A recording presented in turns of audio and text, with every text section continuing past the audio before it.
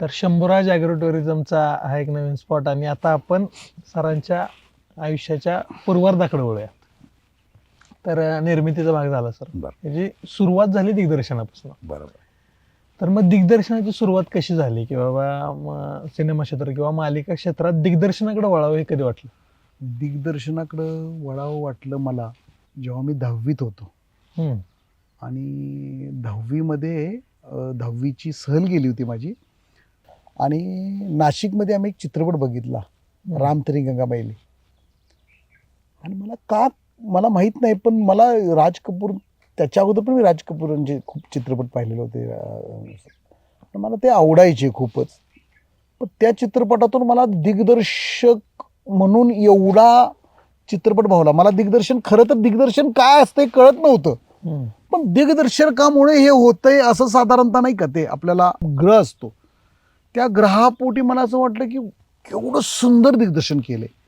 मग त्यातली ती फोटोग्राफी असो, त्यातलं कॅरेक्टरचं प्रेझेंटेशन असो, कथेची मांडणी असो किंवा कॉस्ट्युम्स असो, सगळंच काही माझ्यासाठी ग्रेट होतं, सगळेच. आणि कथा पण तेवढीच ग्रेट होती. तर मला असं वाटलं आपण दिग्दर्शक व्हायला पाहिजे.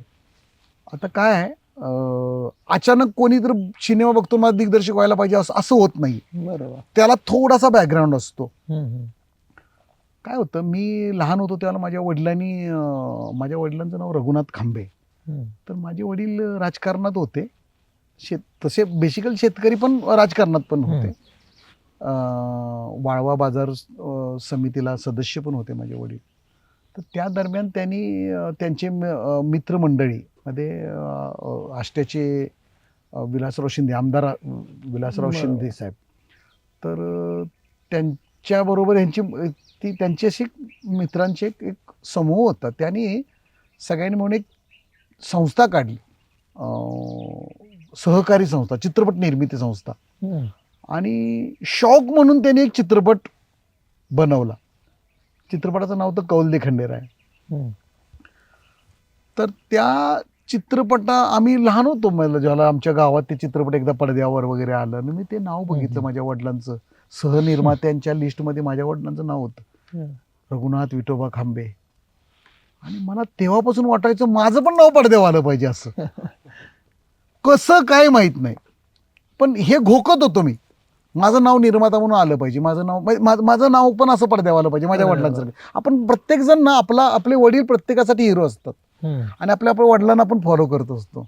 माझे पण वडील माझ्यासाठी हिरो होते आणि मी वडील जे करतील वडिलांच्या सारखं मला बनायचं आहे, नाही का, ते साधारणतः होतं माझ्या डोक्यात. मग माझ्या वडिलांचं नाव येते पडद्यावरती, माझं पण आलं पाहिजे. कसं काय माहीत नव्हतं काय. आणि मी 5वी 6वी पासून ना माझ्या मित्रांना म्हणायचो मी पिक्चर काढणार, मी पिक्चर काढणार. सगळे हसायचे, खरं तर ते हसतच होते. म्हणजे मला वाटतंय मी जोपर्यंत इंडस्ट्रीत पाऊल नाही ठेवला तो पण सगळे हसत होते. म्हणजे हे काय, हा मुंगीर आलो की हसीन सपने, थोडक्यात अशा पद्धतीचा माझ्या बाबतीत लोकांचा. कारण कुठं शेतकरी कुटुंब आपण, कुठं गावात आपण, खेडेगावात, कुठं जिल्हा परिषदच्या शाळेत शिकतोय आणि कुठं आपण स्वप्न बघतोय फिल्म इंडस्ट्रीची, यार मायावी दुनियेची, असा प्रकार होता. तर पण डोक्यात होतं की नाही आपण करायचंच. मग मी 5वी 6वी पासून 7वी पासून विचार करायचो निर्माता कसा व्हायचं. मग त्याच्या अगोदर आपल्याला पैसे पाहिजेत निर्माता होण्यासाठी, मग आपण काहीतरी व्यवसाय करायचा वगैरे वगैरे वगैरे, अशी अनेक, खरंच मुंगीर राल की हसीन सपने म्हणूया ना, तसाच प्रकार होता माझ्या बाबतीत. आणि मग मी करत होतो आणि त्यातून हा माझा 10वी पर्यंतच्या प्रवासामध्ये अचानक तो सिनेमा बघितल्यानंतर वाटलं की निर्माता वगैरे वगैरे वगैरे ठीक आहे यार, आपण या व्यवसायातच करिअर केलं पाहिजे आपलं. आणि मग मला काही कलाकार वगैरे कधीच व्हायचं नव्हतं.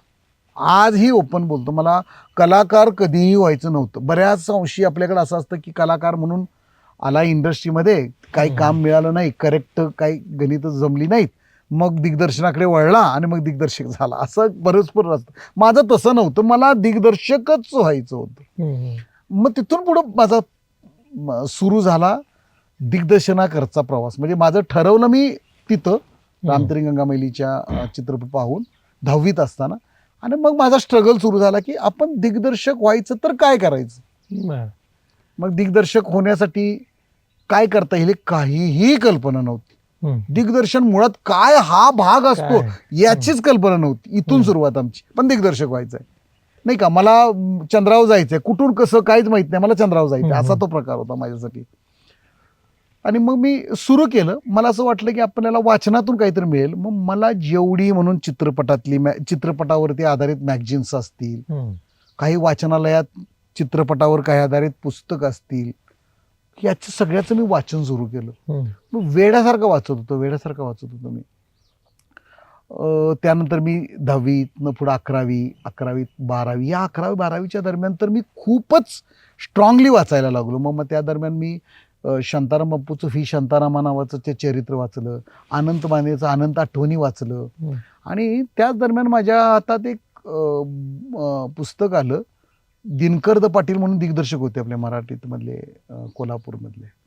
तर त्यांचं चित्रपट तंत्र आणि मंत्र नावाचं एक पुस्तक होतं, ज्यामध्ये त्यांनी एवढ्या डिटेल्समध्ये हे मांडलंय की काय आहे चित्रपट मध्ये, काय आहे चित्रपट कसा बनतो, त्याचे विभाग काय आहेत, कथेपासून सुरुवात होऊन अगदी चित्रपट प्रदर्शित होण्यापर्यंत किती विभाग त्यात काम करतात, त्या विभागांची त्यांनी विभागणी दिली. आणि त्यामध्ये दिग्दर्शक हा पण एक विभाग आहे. बरोबर. आणि मग त्यामध्ये त्यांनी हे पण दिलंय की दिग्दर्शक बनायचे काय पैत्र आहेत. तर त्यामध्ये दिग्दर्शक त्यांनी दिलं होतं की दिग्दर्शक तुम्ही एक तर कोणाचा तर सहाय्यक बनून दिग्दर्शक बनू शकता, किंवा मग तुम्ही FTI सारख्या एखाद्या संस्थेला जॉईन होऊन तिथं कोर्स घेऊ शकता आणि मग दिग्दर्शक बनू शकता. मला सगळ्यात सोपा मार्ग वाटला कोणाकडे तरी सहाय्यक दिग्दर्शक होऊन दिग्दर्शक बनायचा. आणि मग माझे प्रयत्न सुरू झाले. कोल्हापूरला चक्रा सुरू झाल्या, कोण ओळख निघते का बघायला, कोण ओळख निघत नव्हती. आणि अचानक माझे मेहुणे, माझ्या बहिणीचे मिस्टर कोल्हापूरचे होते, उत्तम पाटील, त्यांना मी असं सांगितलं. आणि नेमकं त्यांची ओळख एका चित्रपट कलाकाराबरोबरच होती. ते मित्र होते, दादासाहेब भोसले म्हणून, शिये भुये म्हणून जे गाव आहे, भुये बरोबर, त्या भुयेचे कोल्हापूरजवळ. तर मग त्यांना नेऊन भेटवलं. पण त्यांनी मला धुडकावून लावलं, कारण अशीच मुलं येतात सिनेमाच्या वेडापोटी आकर्षणापोटी येतात आणि मग कुठेतरी रॉंग लाईनला जातात आणि मग ह्यांच्या नावाने आई वडील नाही का. तर त्यांना पण असं वाटलं की हा पण त्याच पटरीतला एक आहे. पण मी त्यांचा काही पाठच सोडली नाही. त्या काळी काही फोन पण नव्हते, काही नव्हतं, मोबाईल तर दूरची गोष्ट, लँडलाईन नव्हत्या लोकांच्याकडे. असं काय करत पोस्टात कुठंतरी एक असायची, ते ट्रंक कॉल वगैरे वाला मामला. मग पत्रव्यवहार किंवा मग जायचं म्हटलं तरी मग घरातून पैसे, बसला पैसे पासूनची सगळी तयारी. मग मी पत्रव्यवहार त्यांच्याशी करायचो. एवढे पत्र लिहायचो त्यांना, ते वैतागले.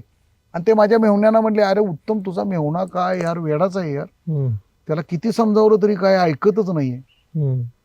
शेवटी त्यांनी कंटाळून मला एका दिग्दर्शकाकडे घेऊन गेले. गणेश जाधव म्हणून दिग्दर्शक, गणेश जाधव, भास्कर जाधव म्हणून एक मराठीतले एक मोठे दिग्दर्शक आहेत. त्यावेळेच्या दरम्यान त्यांनी भरपूर चित्रपट केले. त्यांचे हे धाकटे भाऊ गणेश. तर गणेश जाधवांनी मला सांगितलं, ठीक आहे माझा एक चित्रपट चालू आहे, हसावं तेवढं थोडंच, त्या चित्रपटासाठी तू सहाय्यक म्हणून ये. आणि मी त्यांचं काहीतरी 8-10 दिवसाचं शूटिंग राहिलेलं होतं शेवटीचं, त्यासाठी मी त्यांना जॉईन झालो. 1-2 दिवस इकडं ह्याला बोलव त्याला बोलवण्यात गेलं. तिसऱ्या दिवशी त्यांच्याकडे क्लॅप, त्यांचा जो चीफ असिस्टंट होता तोच क्लॅप मारत होता, त्याला त्यातून बाहेर निघायचं होतं. म्हणून त्यांनी ताबडतोब मला 2 दिवसात क्लॅप शिकवला आणि मग क्लॅप आला माझ्या हातात. मग क्लॅप पण मी बघे, त्या ड्रेस रूम मधून ड्रेस पण मी जाऊन सांगे, असं करत करत ते 10-12 दिवसाचं शूटिंग मी कम्प्लीट केलं. आणि मला समजलं की हे माझं लाईफ आहे, हे मला जमणार आणि मी हे करणार. वय किती होतं त्यावेळी? 12वीची परीक्षा देणार होतो, परीक्षा दिली होती आणि जस्ट. आणि मग मी 12वीची परीक्षा दिली, 12वी पास झालो. माझी घरात लटका लावला की मी कोल्हापूरला शिकायला जाणार आहे. मग माझ्या बंधुराजांचे वगैरे विरोध होते हलकेशे, कशाला कोल्हापूरला जायचं, इथं वारणानगरला चांगलं कॉलेज असताना का कोल्हापूरला जायचं वगैरे. मी माझ्या हम्म. वडिलांना सांगितलं की मला असं असं दिग्दर्शक व्हायचं आहे हम्म. आणि म्हणून कोल्हापूरला मी ॲडमिशन घेणार आहे. आणि मी कोल्हापूरला शिकायला गेलो. BA ला ॲडमिशन कोल्हापूरला घेतलं हम्म. आणि माझा प्रवास सुरू झाला तिथून. मग मी तिथं सुभाष गायकवाड म्हणून दिग्दर्शक आहेत. हम्म. मग त्यावेळी त्या अशोक गायकवाड म्हणून ज्यावेळेला मोठे दिग्दर्शक दूध का कर्ज, हम्म. राजा की आएगी बारात हम्म. या चित्रपटाचे दिग्दर्शक, पोलीस ऑफिसर या पिक्चरचे दिग्दर्शक अशोक गायकवाड मोठे दिग्दर्शक होते इंडस्ट्रीतले. त्यांचे भाऊ सुभाष गायकवाड त्यांनी फटफजिती नावाचे एक चित्रपट निर्मिती केली होती त्यावेळी. आणि ते काहीतरी एक शॉर्ट फिल्म बनवत होते, टेलिफिल्म म्हणूया थोडक्यात. त्यासाठी त्यांना असिस्टंट पाहिजे होतं. आणि मग मी त्यांना जॉईन झालो. काय पैसे काय प्रकारच नव्हता, पैसे देणे वगैरे काय तसला काय प्रकारच नव्हता. माझा काय पैसे घेणं हा उद्देशच उद्देश पण नव्हता, नव्हता. शिकणं हाच उद्देश होता. आणि मला कल्पना होती की सुभाष गायकवाडांचे भाऊ अशोक गायकवाड आहेत, हम्म. तिकडं कुठं तर संधी मिळाली तर काय, अशा दृष्टीनं मी सुभाष गायकवाडांच्या बरोबर जॉईन झालो. हम्म. त्यानंतर माझी FY BA SY म्हणजे second year, first year, second year करेपर्यंत मी सुभाष गायकवाडांच्या बरोबर होतो. आणि मी त्यांच्याबरोबर स्ट्रगल करत होतो की मला मुंबईला अशोक गायकवाडांच्याकडे घालवा म्हणून. हम्म. पण ते काय मानायलाच तयार नव्हते. काय सोपं नाही रे तिकडं, हे ते असं करून ते अवॉइड करत होते. पण या दरम्यान अशोक गायकवाडांची कधी ट्रिप झाली किंवा काय त्यांचा फंक्शन काही झाले, तेवढ्या वेळात त्यांचे काही असिस्टंट असतील ते त्यांची बरोबरी येणं, हम्म. त्यातली ओळख काढून मी ओळखी काढल्या. आणि 93ला मी ठरवलं की आपण मुंबईला जायचं. इथं काही नाही, कोल्हापुरात खूप लिमिटेड सिनेमा बनतायत. ते लक्षात आलं माझ्या की मला जो माझा ऑरा आहे, मी जो सिनेमा बघून मी दिग्दर्शक व्हायचं ठरवलंय त्याचं काही इथं आपल्याला उपलब्ध होईल असं वाटलं नाही मला. म्हणजे मी चुकीच्या अर्थानं नाही बोलत आहे, मला असं वाटलं नाही, माझ्या त्या वयाला नाही वाटलं, बरोबर. त्यावेळेच्या वयाला तसं वाटलं नाही की इथं खूप काम आहे असं नाही वाटलं, किंवा इथं खूप उपलब्धता आहे, किंवा इथं खूप बरोबर. इंडस्ट्री आता खूप फुल फ्लेक्स मध्ये चालू आहे असं नाही वाटलं. म्हणून मी म्हटलं की आपण हिंदीमध्ये आपण तिकडं गेलो पाहिजे मुंबईला. बरोबर. तर 93ला मी जायचं ठरवलं, नेमका 93चा ब्लास्ट झाला. मग घरातल्यांनी मग काय माझं जाणं कट केलं मुंबईचं. हम्म. मी परत शिक्षण सुरू केलं हम्म. कोल्हापूर. कोल्हापुरातच. हम्म. आणि लास्ट इयरला होतो. आणि मी 1994 वर्ष होतं. 1994 साली मी बॅग भरली आणि एकदाचा निर्धार करून मी मुंबईला गेलो. घरी सांगून का? घरी सांगून गेलो, अजिबात घरातून पळून वगैरे असं काही नाही. वडिलांनी मला, माझ्या वडिलांची खूप मला साथ होती, माझ्या वडिलांचा माझ्यावर विश्वास होता. माझ्या वडिलांना वाटत होतं हा म्हणतोय ना ते करेल, ह्याच्यात आहे ते.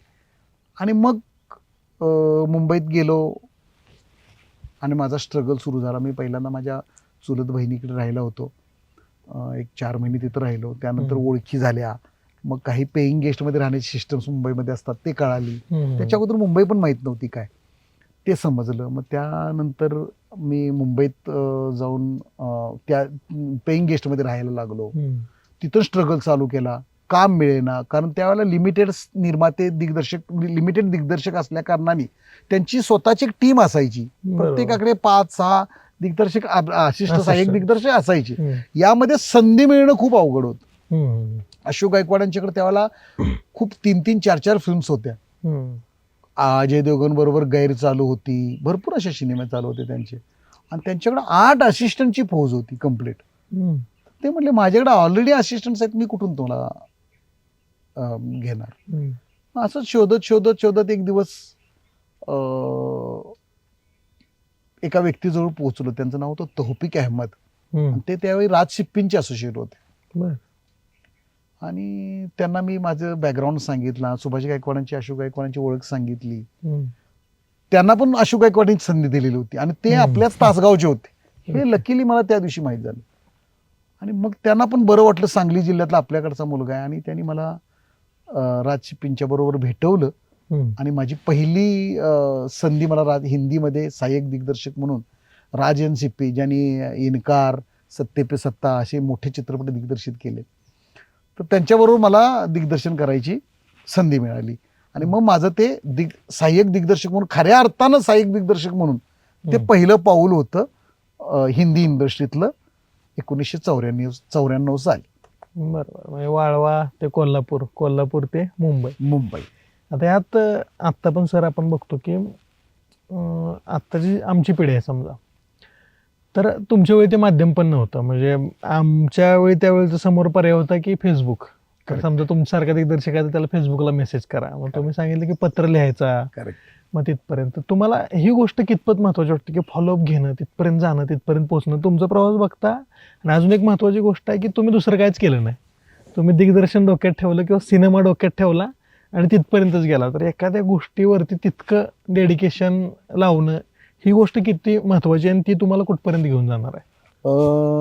मला असं वाटतं की ज्या काळात मी हे सगळं केलं किंवा उभा राहिलो, तो काळ आणि आजचा काळ खूपच जमीन आसमानचा फरक झालाय. म्हणजे काय झालंय, मोबाईलमधले कॅमेऱ्यामध्ये शूट, म्हणजे आता म्हणजे कोणीही उठसूट दिग्दर्शक, म्हणजे असं त्याला तिथं जाऊन पण करायला पाहिजे का नाही मला माहित नाही, एवढं इझी झालं.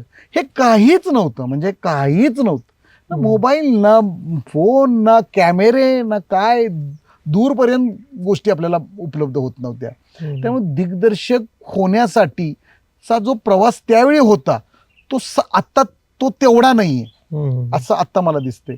आणि त्यावेळी जे मी स्ट्रगल केला किंवा जे मी म्हणतो ना आपण की अर्जुनाला फक्त त्या पोपटाचा डोळा दिसत होता, तसं मला फक्त आणि फक्त दिग्दर्शक होण्यास दिसत होतं.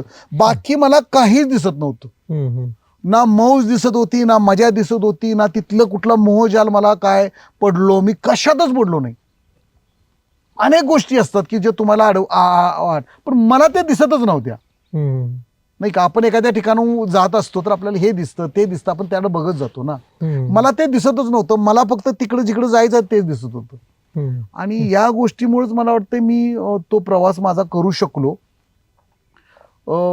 खूपच अवघड होतं म्हणजे माझ्यासाठी, म्हणजे तिथपर्यंत पोहोचणं आज खूप इझी आहे. म्हणजे आज काय आहे की आता साताऱ्यामध्ये आहे मी, समजून चालूया की सातारमध्ये आता कुणाला जर दिग्दर्शक व्हायचंय तर त्याला माहिती आहे की 3-3, 4-4 सिरियलचे शूटिंग चालू आहे. 3ऱ्या सेकंदाला तो मोटरसायकलवर मित्राला घेऊ शकतो आणि तिथे येऊ शकतो. बरोबर. त्या मालिकेमध्ये, माझ्यामध्ये मालिकेमध्ये इथं सातारची 30-40% लोक सातारची जुडलेली आहेत. कुठून ना कुठून त्याची ओळख निघेल आणि त्यानं ठरवलं तर त्याला उद्याच्या उद्या सहाय्यक दिग्दर्शक म्हणून काम मिळू शकतं. एवढं इझी झालं. हे आम्ही इकडं आलो म्हणून झालं म्हणूया, किंवा तेवढा जमाना पुढे गेला म्हणून म्हणूया, पण हे माझ्या काळात शक्यच नव्हतं. आणि म्हणून मला तो स्ट्रगल करावा लागला, तो मोठा होता. पण मला वाटतंय त्यामुळे ना तो जो बेस माझ्यावेळी जो बनत होता, शिक्षणाचा बेस म्हणूया, तो खूपच स्ट्रॉंग बनत होता. म्हणजे आम्ही घाबरायचो की आमचा बॉस आम्हाला काढून टाकेल किंवा आम्ही काही चूक केली तर माझा बॉस मला कामावर ठेवणार नाहीये, आणि मग मी काय करू, मग माझं लाईफ कसं उभारणार, माझं करिअर कसं उभारणार, माझं उद्देश कसं मला गाठता येणार.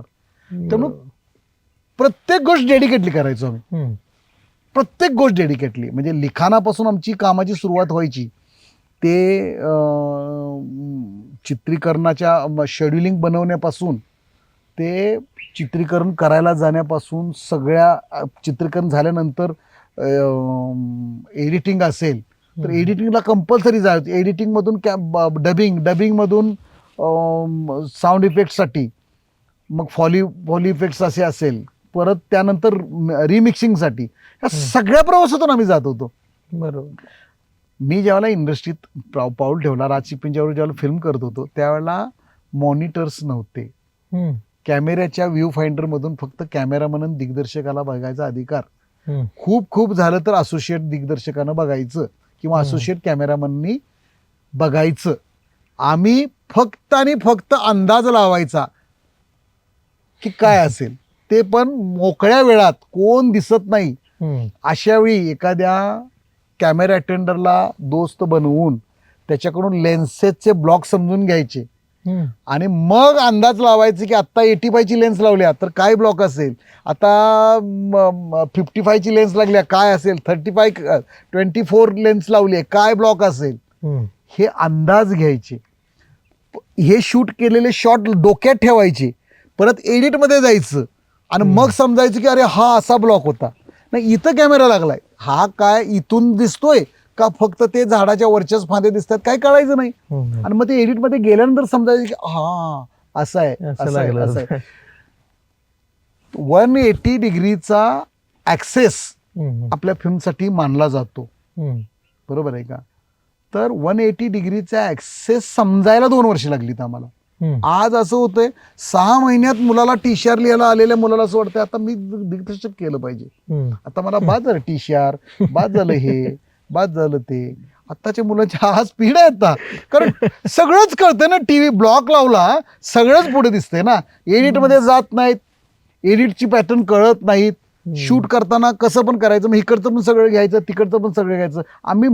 मी दिग्दर्शक म्हणून ज्यावेळेला टीव्ही साठी सुद्धा मी दिग्दर्शक म्हणून ज्यावेळेला काम करत होतो त्यावेळेला मी एडिटेड शूट करत होतो, कारण माझं एडिटिंगचं नॉलेज पण तेवढं स्ट्रॉंग झालं होतं. कारण आम्ही एडिटरच्या पाठीमागे दिवसभर उभा राहायचो आणि आम्ही स्टेनबॅक वरती एडिट व्हायचं, मशीनवरती नाही, स्टेनबॅक वरती, फिल्मवरती, फिल्मला मार्क करायचे एडिटर्स असे आणि मग एडिट व्हायचं.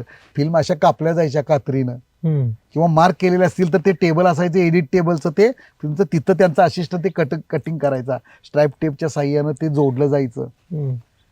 हे माझं स्कूलिंग आहे. त्यामुळे एक एक शॉट काय जोडतो जर्क काय आहे, का जर्क आलाय, इथूनच आपण एक माणूस झाडाजवळ गेला आणि त्याला आपण तिथून तो असा शॉट घेतलाय, पण जोडताना मी त्या झाडाच्या पाठीमागे येतानाच का घेतला, तर ते जे मुवमेंट टू मुवमेंट कटिंग मिळायचं किंवा काय, म्हणजे वाईड शॉट टू क्लोज, एक सीन वाईड शॉटला संपतो आणि दुसरा सीन वाईडने चालू झाल्यानंतर डोळ्याला का जर्क येतो, किंवा 2 व्यक्ती, ह्या व्यक्ती इकडून कॅमेरा लावलाय मी आणि तुम्ही इकडे, आपण बसलाय, एक व्यक्ती इकडे बसलाय आणि अचानक मी कॅमेरा तिकडे पलटी केला, जम्प ऍक्सेस केला, तर लोक कन्फ्यूज होतात, अरे आता हा इकडे होता इकडे कसा गेला. त्यासाठी 180 डिग्रीचा ऍक्सेस असतो. ह्या गोष्टी ज्या आता मी टीव्ही मध्ये दिग्दर्शक दाखवतो असे ज्यांना 180 डिग्रीचा ऍक्सेस माहित नाही. खरं तर म्हणजे दुर्दैव आहे, म्हणजे लुक चुकतात ते. ह्यानं लेफ्ट दिलाय म्हणून त्यानं राईट द्यायचा, अरे तो ऍक्सेस मध्ये तो राईटला आहे म्हणून त्याचा लुक लेफ्टला घ्यायचा आहे ह्याची पण कल्पना नसते. एवढं दुर्दैव आहे. आणि कुठे पण लुक दिलेले असतात. मी सिनेमा सुद्धा आता अलीकडे बघतोय, कुठे पण कोण पण लुक देतोय, म्हणजे हा पण राईटला बघतोय ते पण तो पण राईटला बघून बोलतोय.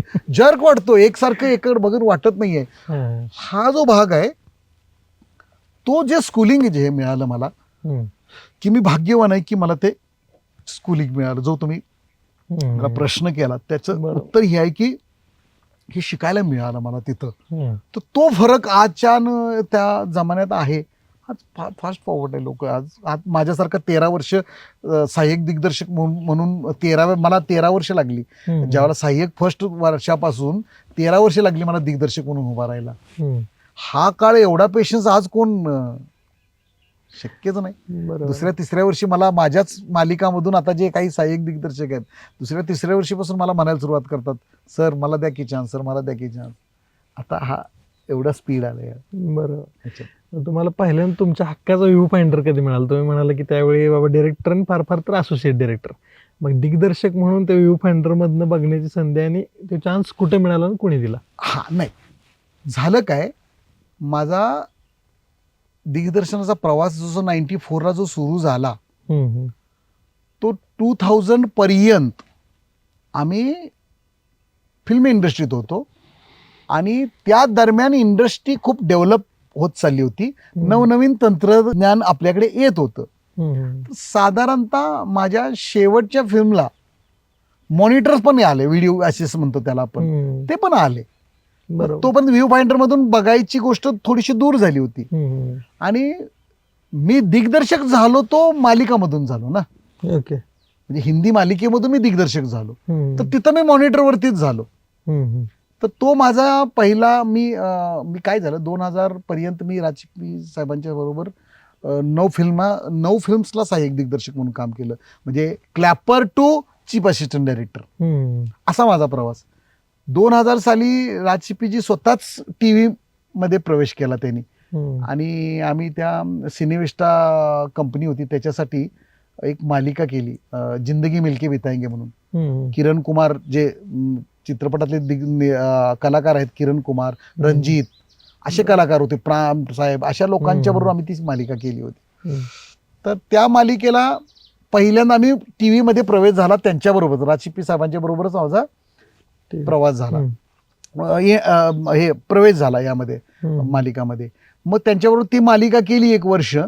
आणि मला बालाजी टेलिफिल्म्स त्यावेळेला खूपच हायपवरती होतं. तर तिथं जाऊन आपल्याला दिग्दर्शनाला संधी आहे हे समजल्यानंतर मग मी वाट शोधली. आणि 2001ला मी ह्यांना जॉईन केलं, म्हणजे बालाजी जॉईन केलं. मग बालाजी टेलिफिल्म्सला मी एकता कपूरांच्या बालाजी टेलिफिल्म्सला मी जवळजवळ 4 वर्ष काम केलं. त्यानंतर मग असोसिएट डायरेक्टर म्हणून काम केलं, सेकंड युनिट डायरेक्टर म्हणून काम केलं, पण दिग्दर्शनाची संधीच मिळत नव्हती तिथे. आणि वर्ष झाली होती खूप, 94 to 2004-05 पर्यंत मी आलो होतो.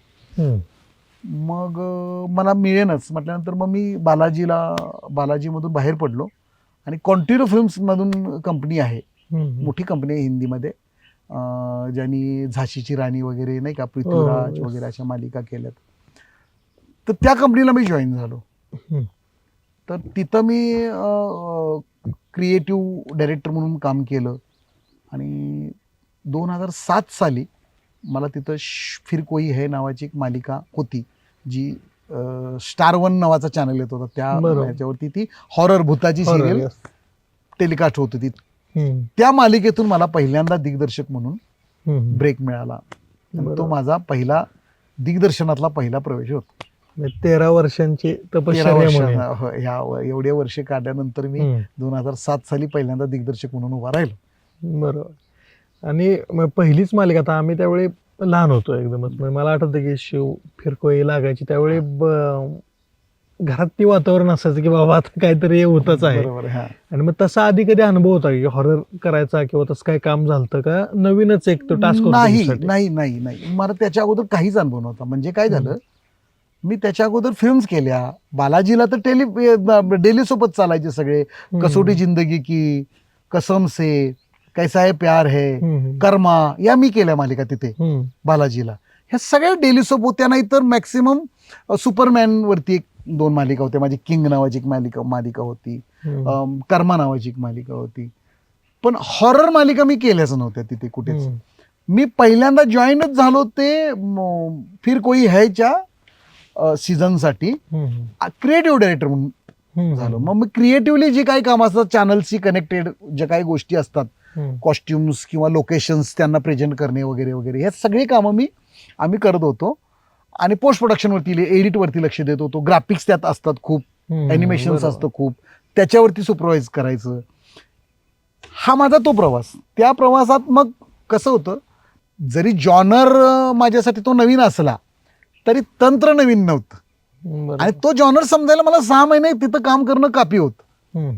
त्यामुळे तंत्र समजलो होतो 6 महिन्यात, वर्षभरात जॉनर समजलो. आणि मग दिग्दर्शक म्हणून उभा राहिलो तेव्हा मला नाही वाटलं की माझ्यासाठी काही नवीन आहे. कारण प्रत्येक विषयाची ट्रिक करण्याची किंवा आपण ज्याला ट्रीट करतो आपण, त्याची एक वेगळी पद्धत असते. हॉररला कॅमेरा काय पद्धतीनं ऑपरेट करावा किंवा कशा पद्धतीचे शॉट लावावे, कशा पद्धतीचे ब्लॉक लावावे. आज आपण बसलोय दोघं आणि आपण नॉर्मल गोष्टी बोलतोय, नॉर्मल सिरियल मधल्या नॉर्मल गोष्टी बसायला बोललोय. अशा वेळी मी असा इथून गाडीच्या आतून कॅमेरा घातला तर ते बरोबर नाही वाटत ना. बरोबर. पण मी हॉरर मला क्रिएट करायचं असेल, कोणतरी येणार आहे काहीतरी होणार आहे, त्यावेळी जर मी कॅमेरा आत ठेवला तर ते एक माहोल क्रिएट होतो, काहीतरी घडणार आहे. ऑटोमॅटिकली माणसाला ना ते हे होतं, माणसाच्या बुद्धीला ना टच होतं की अरे हा काहीतरी होणार आहे. नाही का, एखाद्या झाडाच्या पाठवून आपण एक हँडहेल्ड कॅमेरा फिरवला तरी कोणतरी बघतंय असं होतं. ह्या ज्या ट्रिक आहेत ह्या त्या दरम्यान वर्षभरात त्या लक्षात आल्या. असं करत करत मग मी ते मालिकाने, मला वाटतंय जवळजवळ 1-1.5 वर्ष मी ते करत होतो. खूप चांगल्या मध्ये भाग मी डिरेक्ट करू शकलो. म्हणजे म्हणजे कौतुक व्हायचं. म्हणजे मी तिथून माझे हम्म. भाग टेलिकास्ट झाले की लोक कौतुक करायचे माझे. मग त्यावेळेला म्हणजे एवढ्या सुंदर पद्धतीनं मी तो मालिका हॉरर दिग्दर्शित केली. बरोबर. आता हिंदी मालिकाकडनं मग मराठी मालिकेकडे किंवा मराठी फिल्म इंडस्ट्रीकडे कधी वळलात? हा त्याचा पण एक किस्साच आहे. कसं झालं, मी ज्याला ही मालिका बंद झाली, फिर कोई है, त्यानंतर मी परत इंडस्ट्रीत काम शोधत होतो. तर मला ना पहिलाच दिग्दर्शक म्हणून हा ब्रेक मिळाल्या कारणाने हॉररचा माझ्यावरती तो शिक्काच पडला हॉररचा, की हा हॉररचा दिग्दर्शक नाही का, अशा बरोबर. पद्धतीचा. आणि मग मी गेलो की मला विचारायचे काय केले, तर आम्ही अमुक एक मालिका केली आहे ना दिग्दर्शित. ते म्हणायचं डेली सोपचा काय अनुभव आहे, म्हणजे फॅमिली ड्रामा डेली सोपचा. बालाजीला मी भरपूर केले, म्हणजे डेली म्हणजे सेकंड एडिट पण केले. ते तर माझ्या म्हणजे काय म्हणूया बायात का खेळ आहे नाही का, बरोबर. तो तसा भाग होता माझ्यासाठी. पण ते त्यांना नाही पटायचं. ते प्रॅक्टिकल गोष्टी विचार करतात ना, नाही तिथं केलं पाहिजे होतं, काहीतरी केलं असतं तर, वगैरे वगैरे वगैरे. आणि मग मला कामच मिळेन असं झालं.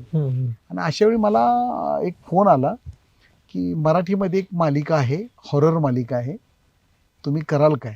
म्हटलं चला ना, मराठी काय असं काय आपण त्यानं काय हे होत नाही ना. माझी मातृभाषा आहे यार, आणि ज्या भाषेवर माझं प्रेम आहे यार, मला अभिमान आहे मी मराठी असलेल्याचा, आणि माझी भाषा मराठी याचा अभिमान आहे मला. फक्त मी तंत्रज्ञ म्हणून हिंदीत गेलो, हिंदीत चान्स मिळाला आणि मग हिंदी करत गेलो. याचा अर्थ मराठीचं वावडं होतं असं अजिबातच नाही. मला मराठी करायचंच होतं. कधीतरी पुढे जाऊन मराठी करूच, चित्रपट तरी करूच असं होतच होतं. मग मराठी मालिकेला जर संधी मिळते तर मग मी मराठी मालिकेला दिग्दर्शनात उतरलो. ती मालिका 26 एपिसोड्स झाले आणि तो चॅनल बंद पडला. मी मराठी चॅनलवरती 1 तास भूताचा नावाची मालिका येत होती, 1 तास भूताचा. आणि मग ती मालिका मी दिग्दर्शित केली. त्यानंतर खूपच मराठी इंडस्ट्रीमध्ये एक वेगळा टेक्निशियन्स म्हणून मला एक चर्चा होती माझ्यावर. आणि ती मालिका बंद झाल्यानंतर लक्ष नावाची एक मालिका चालू होती, स्टार प्रवाहाला. तर तिकडे कुणीतरी माझं तिकडं नाव सुचवलं आणि तिथून मला कॉल आला. आणि मग मी जाऊन आदेश बांदेकर आणि सुचित्रा बांदेकर त्याचे निर्माते, आणि त्यांनी मला मग बोलणी झाली. मग मी लक्ष मालिका करायला लागलो. तर पुढे मग जवळजवळ 4.5 वर्ष मी 300 एपिसोड त्याचे 1 तासाचे लक्षचे दिग्दर्शित केलं. लक्ष म्हणजे असं होतं की 1 तासाची एक फिल्म, मज्जा असायची, एक कथा असायची, एक क्राईम असायचं, हे सुरुवात व्हायची, हा मर्डर कसा झाला आणि तो उघडकीस कसा आला आणि कुणी का केला, हा जो प्रवास असायचा 1 तासाचा, तो मजेदार असायचा. बरोबर. असं करत करत ती मी जवळजवळ 4.5 वर्ष मालिका दिग्दर्शित केली मी. लक्ष 300 एपिसोड मी त्याचे दिग्दर्शित केले. बरोबर. असा माझा तो हिंदी टू मराठीचा प्रवास. त्या लक्षचा पण एक इरा होता. म्हणजे मला आठवतं की आम्ही शाळेत असताना CID आणि ते लक्ष, म्हणजे ते मला वाटतं श्वेता मॅडमची तुमची तिथंच भेट झाली असं किंवा तोच इथपर्यंत प्रवास आला. करेक्ट आहे, बरोबर. पोलीस आम्हाला ऍक्च्युअल वाटायचे. म्हणजे मला वाटायचं की श्वेता शिंदे या खरंच पोलीस आहेत आणि त्या मग बाकीच्या सिनेमात कशा दिसतात, मग ते त्यांची ड्युटी करता करता मग हे काम करत असतील असं वाटायचं. आणि ते एक इरा होताच. म्हणजे हे तुम्हाला कलाकारांनीही सांगितलं असं. करेक्ट आहे.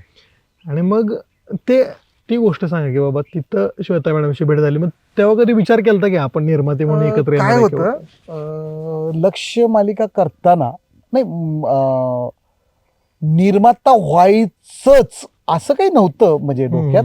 दिग्दर्शक म्हणून खूप काही करायचं होतं, म्हणजे करायचं आहे असं होतं. निर्माता व्हायचंच असं नव्हतं डोक्यात.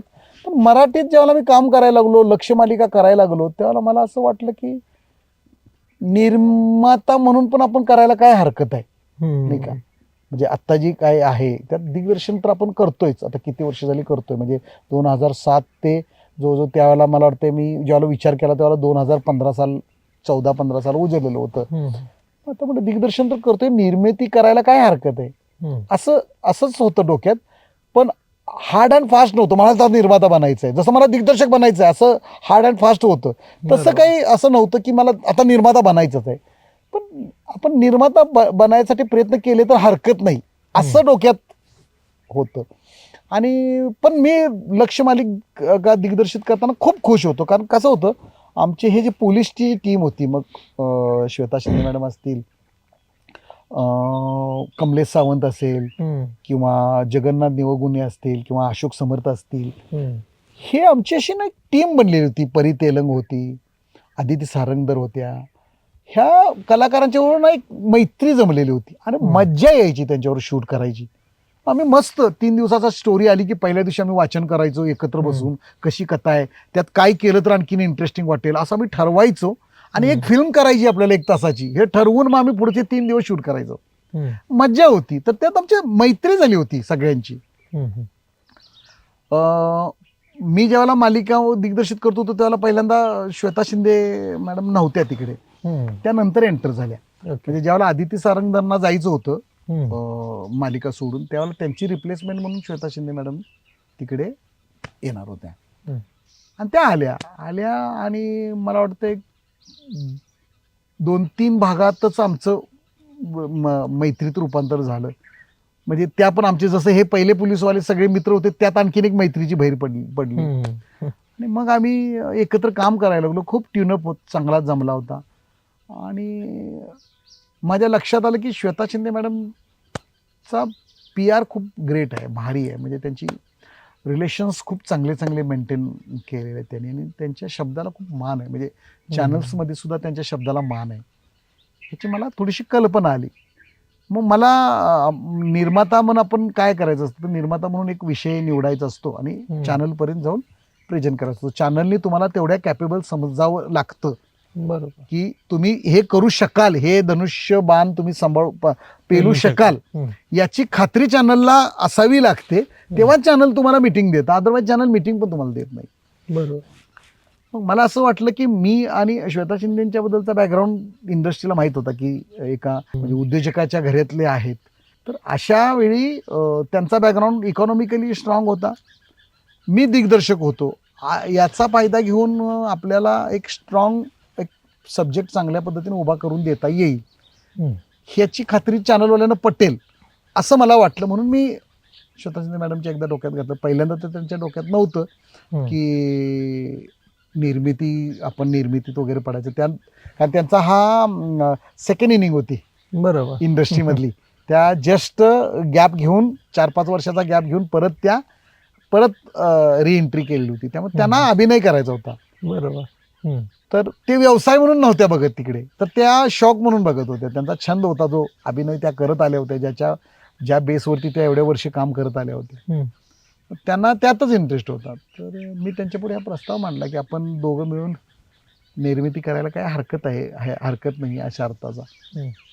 त्या म्हटलं काय ते खूप व्याप असतो म्हणजे निर्मितीचा, काय सोपं नाहीये.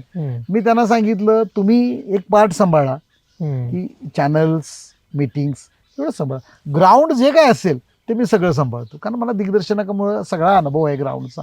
मी म्हणतो ते सगळं मी सांभाळतो. आणि अशा पद्धतीने आम्ही त्यात 5 मिनिटं, मला वाटतं पहिल्या मिनिटाला मी बोललो असेल, दुसऱ्या मिनिटाला त्यांनी नाही म्हटलं असेल किंवा त्याच्याबद्दल, तिसऱ्या मिनिटाला काही चर्चा झाली असेल, 4था मिनिट आणखीन चर्चेत गेला आणि 5व्या मिनिटाला त्या म्हटल्या चला आपण करूया, हरकत नाही. अशा पद्धतीने आमची पार्टनरशिपची किंवा आमची निर्मितीकडे जाणारा प्रवास अशा पद्धतीने सुरू झाला. 5व्या मिनिटाला त्या मला म्हटल्या, कारण एक विश्वास होता माणूस म्हणून. त्यावेळेला मला वाटतं साधारणतः एक वर्ष आम्ही झालेलो होतो, 1 वर्षभर आम्ही काम करत होतो. साधारणतः 2015चा वेळ होती ती. मग त्यामुळे आम्ही एकमेकाला ओळखत होतो, व्यक्ती म्हणून समजलेलो होतो, काम समजले होतं, डेडिकेशन समजले होते, वेळेचं महत्त्व असणारे व्यक्ती आहोत आपण हे समजलं होतं. आणि मग इझी झालं एकमेकाला समजण्यात, त्यात काही एकमेकाला समजण्याचा भाग नव्हता. मग त्यांनी सांगितलं की चला आपण करूया, आणि मग तिथून सुरुवात झाली आमच्या परत निर्माता होण्याच्या स्ट्रगलची. तिथून पुढे किती वर्षात लागली झाली? 2015ला साधारणतः आम्ही दोघं बोललो असेल. मग आम्ही वेगवेगळ्या लेखकांना भेटायला सुरुवात केली आणि याची भनक आम्ही चॅनलच्या आमच्या त्या लक्षच्या सेटवर कुणाला लागू देत नव्हतो. मी गुपचूप बोलायचो ह्या बाबतीत आणि आम्ही अनेक लेखकांना भेटायचो.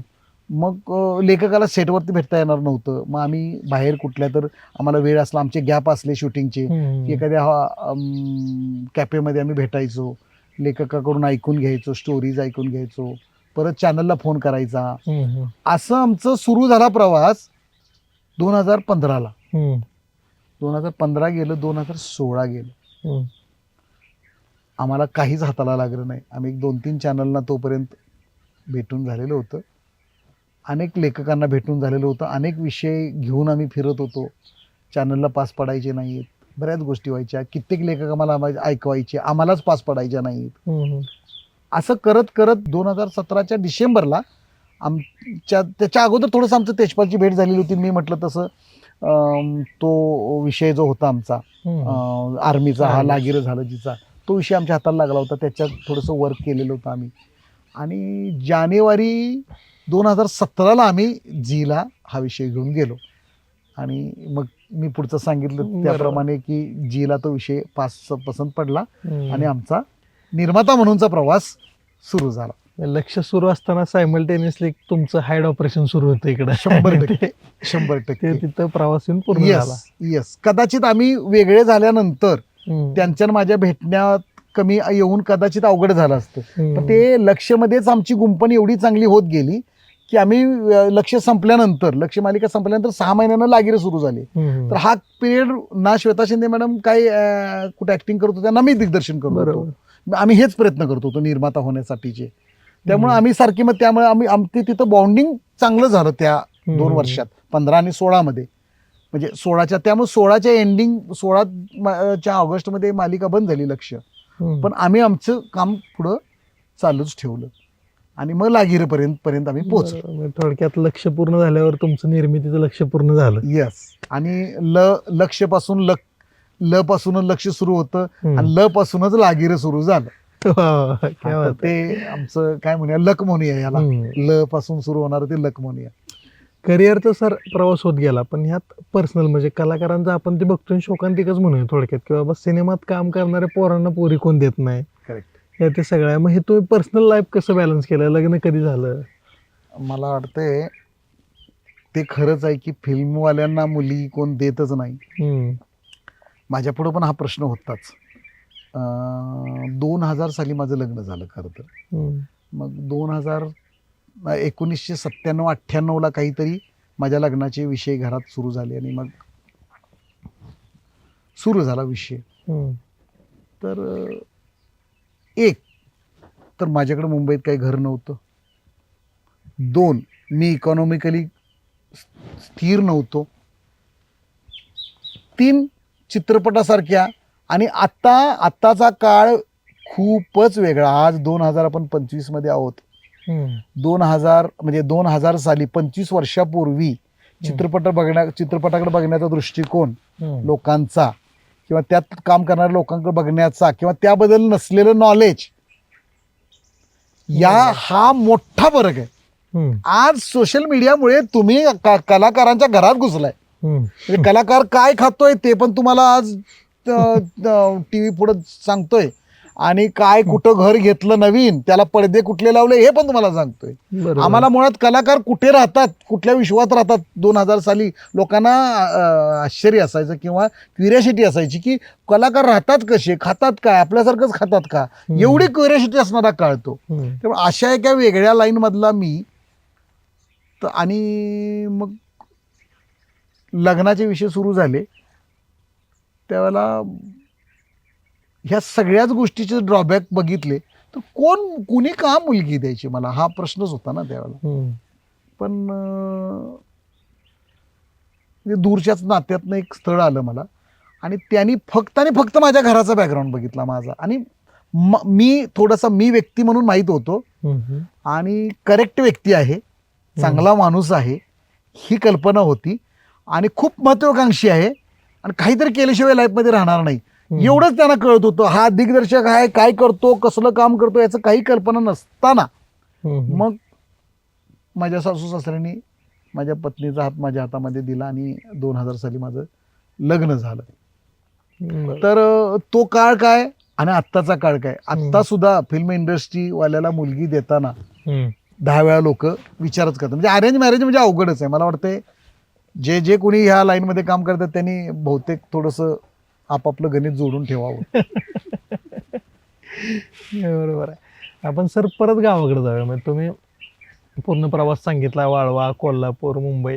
पण आजही म्हणजे मागेही आपण भेटलो होतो त्यावेळी मला वाटतं तुमच्या गावची जत्रा होती आणि तुम्ही त्या जोशात होता की नाही बाबा जत्रेला जायचंय म्हणून. किंवा मग तुम्ही कुठेही असला तरी म्हणजे नितीन वाडेवालेंकडून मी ऐकलंय की बऱ्याच सर कुठेही असले तरी गावची जत्रा कधी चुकवत नाहीत, सर गावाकडे जातात. तर गावाची ती नाळ अजून का जोडली गेलेली आहे? काय झालं, आयुष्याची 20-22 वर्ष गावातच गेली ना. म्हणजे म्हणजे प्रॉपर खेडेगाव आपण म्हणतो, म्हणजे मातीत आपण, म्हणजे अशाच मातीत 22 वर्ष लाईफ गेल्या कारणाने मी कितीही फिल्म इंडस्ट्रीत आलो तरी ते मित्र तुटले नाही. आणि एक असतं, मला नाही माहित का, पण मला माझ्या गावचा ओढा कधीच कमी नाही झाला माझा. आणि गावचे मित्र मला कधीच परके वाटले नाहीत. मी सहाय्यक दिग्दर्शक झालो तरी माझे मित्र मला कधी, मी त्यांना कधी असं कमी लेखलं नाही. पुढे दिग्दर्शक झालो तरी मी माझ्या मित्रांना कधी मी जाणवू दिलं नाही की मी दिग्दर्शक आहे. आणि मी निर्माता म्हणून लागिरसारख्या मालिकेचा यश संपादन केलं की मला पुन्हा म्हणजे पाहुणे म्हणून लोक बोलवायला लागले. अशा पद्धतीच्या ठिकाणी पोचल्यानंतर सुद्धा मी माझ्या मित्रांना कधी गावच्या जाणवू दिलं नाही की मी बघा तो झालोय. मी त्यांचा तोच मित्र राहिलो जो त्यांना सोडून आलेलो होतो. आणि त्यामुळे त्यांच्यातलं माझ्यातलं नातं जे आहे ना ते दुरावलंच नाही. म्हणजे ते पण आज माझ्या येण्याची वाट बघतात आणि मी पण त्यांच्याकडे जाण्याची वाट बघत असतो क्षणाक्षणाला, जेव्हा जेव्हा संधी मिळते. मला माहिती आहे व्याप मोठा आहे आता सध्या, त्यामुळं खूप सारखं नाही मिळत जायला. पण मग काही क्रायटेरिया ठरलेले आहेत. गणपती, दिपवाळी आणि यात्रा, या 3 गोष्टी तर नक्की नाही सोडायच्या. मग कुठेही असो, कसं येऊ, मॅनेज करायचं.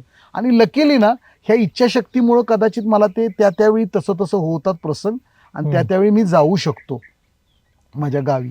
त्यामुळं ते वातावरण मला, आणि आज तुम्ही बघताय की कदाचित मी ज्यावेळी इंडस्ट्रीत आलो, म्हणजे 25 वर्ष 30 वर्षापूर्वीचा जो काळ होता, त्यावेळी लोकांचा शहराकडे ओढा होता, शहराचं अट्रॅक्शन होतं, शहराची गमती जमती लोकांना भावत होत्या. त्यामुळे खूप लोक शहरात आलीत, पुण्याकडे असेल, मुंबईला असेल, नोकरीच्या निमित्तानं खूप मुलं गावातून सेटल झाली. ज्यावेळी माझ्या गावात समजून चला 50 घरामध्ये एक मुलगा कुठं तर नोकरीला बाहेर असेल, ज्यावेळी मी गाव सोडलं त्या काळात, आज घराघरातला मुलगा पुण्यात, मुंबईमध्ये, IT क्षेत्रात, इथं तिथं आहे. आणि आता या 25 वर्षातला बदल असा आहे की लोकांना आता शहराचा कंटाळा यायला लागलाय आणि लोकांना आता गाव आवडायला लागले. आता मग मामाच्या वाड्यासारख्या गोष्टी एस्टॅब्लिश होत आहेत. आज हे रिसॉर्ट आहे बघा, याला डिमांड काय यायला लागलाय, तर हे सुंदर असा निसर्ग, जंगलाचं फील, हे सुंदर असा लेक, बाजूला असं ते पाणी, डॅम, हे सौंदर्य अजून आज मिस व्हायला लागले शहरामध्ये. आणि मग शहरातले लोक इकडे पळायला लागलेत परत. मग मी मूळचाच गावचा आहे, मग मला अट्रॅक्शन का वाटू नये. मग त्यामुळं असं झालं की त्या अट्रॅक्शन मध्ये कमी व्हायच्या अगोदरच वाढ झाली म्हणून, अशा अर्थानं हा जे बदल झाले आजच्या आपल्या जमान्यातले. आणि त्यामुळं मला वाटतं की माझा ओढा कधीच कमी झाला नाही. मला 2001ला मुलगी झाली. माझी मुलगी मुंबईमध्ये शिक्षणाला होती माझ्याबरोबर, माझी मिसेस माझ्या शहरात. पण दिपवाळीची सुट्टी आणि मे महिन्याची सुट्टी ज्या दिवशी लागेल त्याच्या दुसऱ्या दिवशी माझी मुलगी म्हणायची मला घरी जायचं, कारण माझ्या भावांची मुलं घरी होती, तिथं जाऊन शेतात जायचं आहे, मज्जा, ह्या त्या गोष्टी. त्यामुळं गाव मला तुटलाच नाही. बरोबर, गावाशी माझी नाळ तुटलीच नाही, जुडली, उलट जुडतच गेली, ती स्ट्रॉंगच राहिली. त्यामुळं गाव आणि नितीन म्हटला किंवा तू म्हणतोय त्याप्रमाणे मला आत्ता उद्या संधी मिळाली की मी गावाकडे पळतो. कालच जत्रेतून आलोय, माझ्या सासरवाडीच्या जत्रेतून आलोय. पेटेची जत्रा असते खंडोबाची, मानकोबाची, ती जत्रा करून कालच मी आलो. तर मज्जा आहे मला, आणि आत्ताही मी ते थ्रिल अनुभवतोय, गावाकडच्या त्या मज्जा अनुभवतोय मी. तर त्यामुळं गावाची नाळ आजही जुडलेली आहे. बालपणीचा काळ कसा होता सर? आम्हाला जरा अशी माहिती कळली, आमच्या तुम्ही जसं लक्ष करत होता तसं आमच्या गुप्तसूत्रांकडनं अशी माहिती कळली की झाक्यान भाषा नावाचे तुमचे मित्र आहेत गावाकडचे, त्यांच्यावर तुमचे लय किस्से आहेत लहानपणापासूनचे. तर कसं आहे, मित्र भरपूर आहेत. काय जवळचे 2-3 मित्र प्रत्येकाला असतातच. बरोबर, ते काय ठराविक आहेत. पण लहानपण मला वाटतंय की मी नशिबवान आहे समजतो स्वतःला. म्हणजे आजच्या पिढीकडे बघताना ना मी नशिबवान समजतो की मी ते जीवन जगून आलो. मी एक सुंदर जीवन जगून आलो. म्हणजे जिथं आज तुम्ही मला घेऊन आलात या अशा वातावरणात माझं जीवन सुरू झालं. शेत, पक्षी, झाडं, विहीर, पोहणे, नदी, म्हणजे जे तुम्ही कादंबऱ्यातनी वाचून शहरी लोकांनी अनुभवायचं असतं ते मी त्यात जगत होतो रोजचा. त्यामुळे एक तर काळ असा होता 1970 सालचा माझा जन्म. काळ असा होता ना टीव्ही होते, ना फोन, ना काही एंटरटेनमेंटचं साधनच नाही काय. तर आमच्यासाठी एंटरटेनमेंट म्हणजे काय, तर शाळा सुटली की जेवढ्या प्रकारचे म्हणून खेळ त्यावेळी अस्तित्वात होते, जे स्वस्त आणि मस्त आम्हाला बिन म्हणजे आम्ही फुकट काही उपलब्ध करू शकत होतो, असे जेवढे काही खेळ होते ते सगळेच्या सगळे खेळ आम्ही खेळायचो. म्हणजे आमच्या वेळी अभ्यास करण्याचा काही प्रकार असतो हा क्वचितच. म्हणजे काय नाही, अभ्यास म्हणजे एक नाही का आपण जेवतो ना एका वेळा, थोड्या वेळासाठी जेवतो नाही का आपण, तसा अभ्यास होता आमच्यासाठी. म्हणजे थोड्या वेळासाठी आपण अभ्यास म्हणजे केला तर केला तो ग्रहपाठ, ते पण गुरुजी मारतील किंवा सर बाहेर काढतील वर्गातून म्हणूनचा जो ग्रहपाठ करायचा ना, तेवढाच अभ्यास आमच्यासाठी. बाकी खेळ, एवढे खेळ होते, एवढे खेळ खेळलो आम्ही, तर तेच आमच्या एंटरटेनमेंटचं साधन होतं. आणि सिनेमाची क्रेज तर होतीच होती. सिनेमा कधी बघायला मिळायचे आम्हाला, गणपतीला कुणीतरी सिनेमा आणलाय, तो 16mm वरचा, ते 4 वेळा तुटणार आणि ते पण ब्लॅक अँड व्हाईट. मग सकवाली पंढरपुरा नाही का, असे ते दामकरी काम, बरोबर आहे, असे चित्रपट, ते मराठी चित्रपट जुने जुने अगदी. पण आम्हाला सिनेमा बघायला मिळायचा, तो कसला आहे, त्यात कोण आहे ह्याचा फरकच पडत नव्हता. मग काही वेळा जवळची सिटी म्हणजे इस्लामपूर, मग तिकडं थिएटरमध्ये कोणतरी मोठ्याने कधी घेऊन गेलं, कोणतरी पाहुण्या पयातनी असं कोणीतरी घेऊन गेलं. ती इस्लामपूरला उरूस असायचा, उरसात फिरायला जायचं, तेवढी परमिशन घरातून मिळायची, त्यावेळेला 2 सिनेमा बघायचे. अमिताभ बच्चनचे काय हार्डकोर फॅन आम्ही. अमिताभ बच्चन शिवाय दुसरं कोणच नाही, असा तो साधारणतः काळ. त्यामुळे त्यातून एंटरटेनमेंट कधी तर वर्षातून बघायचं मिळायचं. म्हणजे आमच्यासाठी ते काय म्हणूया, त्या फेस्टिवल असायचं. चित्रपट एखादा बघायला मिळायचं, हे फेस्टिवल असायचं.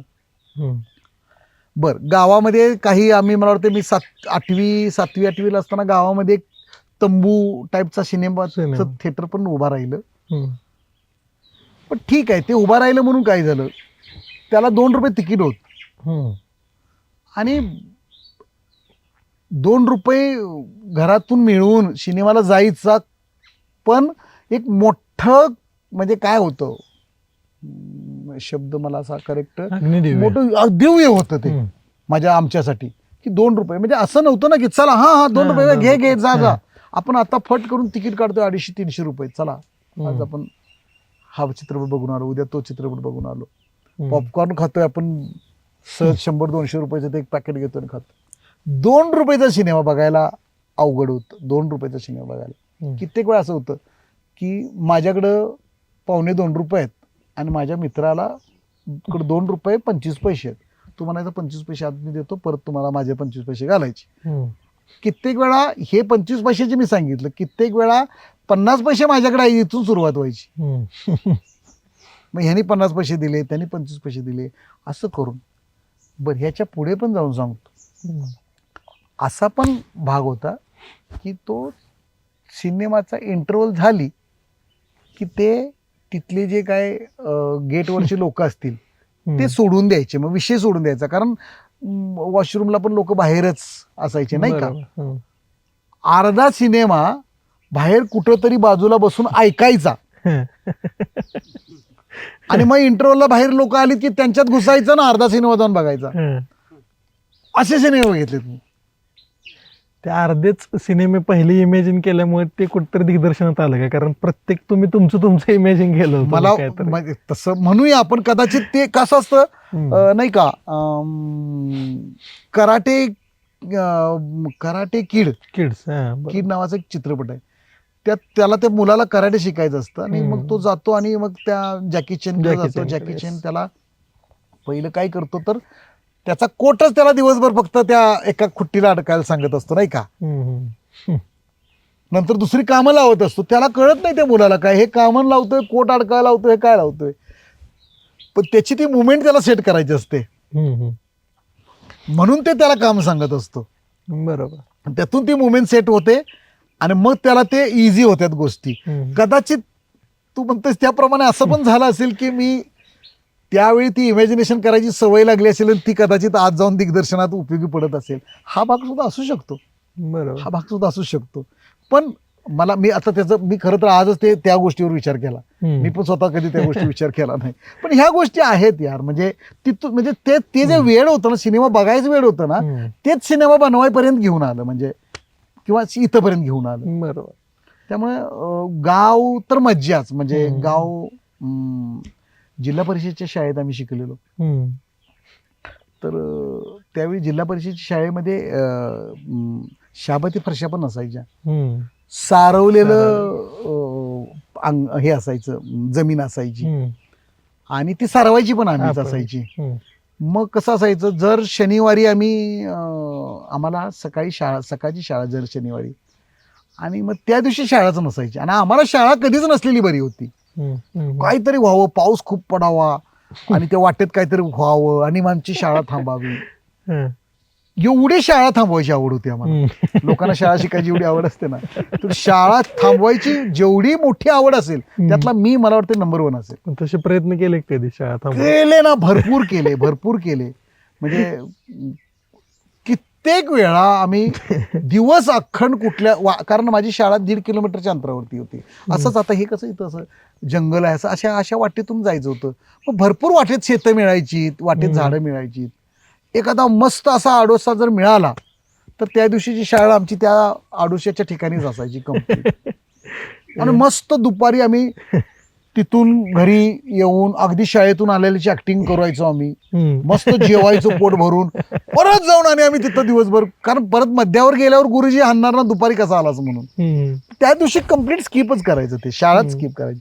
मग पुन्हा 5 वाजेपर्यंत, मग जशी घंटा शाळेची ऐकली, पोरं पळतेल बघितली की त्यांच्यात मिक्स, असं पण असायचं. मग तशा दांड्या मारल्यात, भरपूर दांड्या मारल्यात. घरात गुरुजींनी बाहेर काढलं म्हणून सांगून येऊन घरात पोट दुखतंय म्हणून पण काढून, आणि एकदा बरोबर, आणि पोट संघ दुखायचं. गल्लीतली जी 2-3 मुलं असायची नाही त्यांच्या संघ पोटात दुखायचं आमच्या, की किंवा त्याचं डोकं दुखायचं तर माझ्या पोटात दुखायचं, असं काहीतरी व्हायचं. आणि बरोबर त्या गल्लीत घरं लांब असायची, काय लगेच चौकशी करायला कोण जायचं नाही ना, तुझा पोरका पण थांबलाय का, माझा पण थांबलाय. बरोबर 12 वाजले, 11, 11:30 वाजून गेले. आता शाळेला घालवत घरातली नाही, ह्याची खात्री झाली की पोटात दुखायचं बंद व्हायचं. आणि मग आम्ही हे 2-3 कुठंतरी जमायचो आणि मग गोट्या असेल, विटी दांडू असेल, हे आमचे खेळ सुरू असायचे. अशा गमती जमतीत. आणि मग ती मज्जा असायची. सॅटर्डेला तर असं असायचं की तुम्ही विद्यार्थ्यांचे, एका विद्यार्थी समजून चला एका वर्गात 20 विद्यार्थी आहेत, 21 विद्यार्थी आहेत, 7-7 जणांचे 3 ग्रुप केले, किंवा 9 त्रिक 27 विद्यार्थी आहेत, 9 जणांचे ग्रुप. ह्या 9 जणांनी या दिवशी शेण गोळा करून आणायचं. माळ असायचं पाठीमागे, माळरान, माळावर जे काही जनावर चरायला आलेली त्यांचं शेण गोळा करून आणायचं. या 9 जणांनी पाणी आणायचं. तिथे बाजूला एक दगडाची खण होती. खण म्हणजे खाण असते दगडाची खोदलेली, त्यात पाणी साचतं, त्या खाणीतून पाणी आणायचं. ते एक 9 जणांनी आणायचं आणि 9 जणांनी सारवायचं. मग या आठवड्यात ह्यांनी सारवायचं, पुढच्या आठवड्यात दुसऱ्याने सारवायचं, असा तो काळ. आणि मग सारवून झालं की मग बाहेरच, वर्गाच्या बाहेर शाळा भरायची. काही भरल्यासारखी भरायची, काहीतरी एखादं भाषण किंवा एखादी कथा कुठले तर गुरुजी सांगायचे, किंवा एखादी छत्रपती शिवाजी महाराजांच्या काळातला एखादा प्रसंग आम्हाला सांगितला जायचा. आणि मग आम्ही 10-10:30 वाजता तर बेल वाजली की आम्ही पाठीवाशी टाकायचो, जे पळत सुटायचो. ते 5 मिनिटात घर आमचं यायचं. आज मला तिकडे जर जायला तुम्ही सांगितलं ते अंतर कापायला तर अर्धा तास लागेल. ते अंतर फक्त 5 मिनिटात आम्ही घरात पोहोचायचो. घरात आलो की अशी कुठं जागा दिसेल तिकडे अशी ती पिशवी फेकायची, पुन्हा खेळ सुरू. जेवायचं नाही. आमचा शनिवारचा आणि रविवारचा नक्की बेत असायचा तो शेतात. लगोऱ्या, पक्षी, आम्ही जेवढं काय म्हणून ते काय शेतात, आणि पोहणे. विहिरीत पडलं की जवळजवळ 3-3, 4-4 तास विहिरीतनं बाहेरच यायचं नाही. म्हणजे 12-1 वाजता विहिरीत पडलं की सरळ 3 वाजता 4 वाजताच विहिरीतून बाहेर. मग ते शिवाशिवी ते सगळे त्यात आले. मग पुन्हा तिथले खेळ आले, सूरपारब्याचे खेळ आले. शेतात आंब्याच्या मध्ये टोकाचा आंबा काढायच्या शर्यती. दुसऱ्याचे आंबे चोरण्याची मजा वेगळीच. मग ते आणायचे. बरं कच्चे आंबे पण तोडायचे, ते आणायचे. बरं शेत जातानाच घरातनं चटणी आणि ते मीठ, त्यावेळी मोठं मीठ असायचं, बारीक मीठ नसायचं घरातनं, ते खड्याचं मीठ असायचं, ते न्यायचं. परत तिथं जाऊन दगडावर घासायचं. ते त्याला दगडाची घाण ते सगळं असं त्याला आणखीन टेस्ट यायची. आणि मग आम्ही ते आंब्याला लावून चटणी मीठ खायचो. असा सगळा उद्योग असायचा. काय पडायचो, लागायचं, काय औषधं नसायची. कोण आता डेटॉल पिटॉल लगेच धुवा जखम सेप्टिक होईल, काय भानगड नाही. ते हराट्याचा पाला म्हणून असायचा, पिवळ्या फुलांचं ती पानं पाठीमागं, त्याचा रस काढायचा, तो जखमेवर पिळायचा, खाल्लास काय नाही. आम्हाला कधी सेप्टिक झालं नाही आणि कधी काही झालं नाही. असं साधारणतः ते लाईफ माझं ते गेलं. म्हणजे सामान्यातलं सामान्य म्हणूया ना आपण, किंवा आपण ज्याच्यावरती आज चित्रपट उभे करतोय, ज्याच्यावरती मालिका उभा करतोय, असं लाईफ म्हणाल तर ते मी लाईफ जगलोय. बरोबर. ते लाईफ जगलोय. तिथून तसं लाईफ बनवून तसं लाईफ दाखवण्यापर्यंतचा हा प्रवास माझा.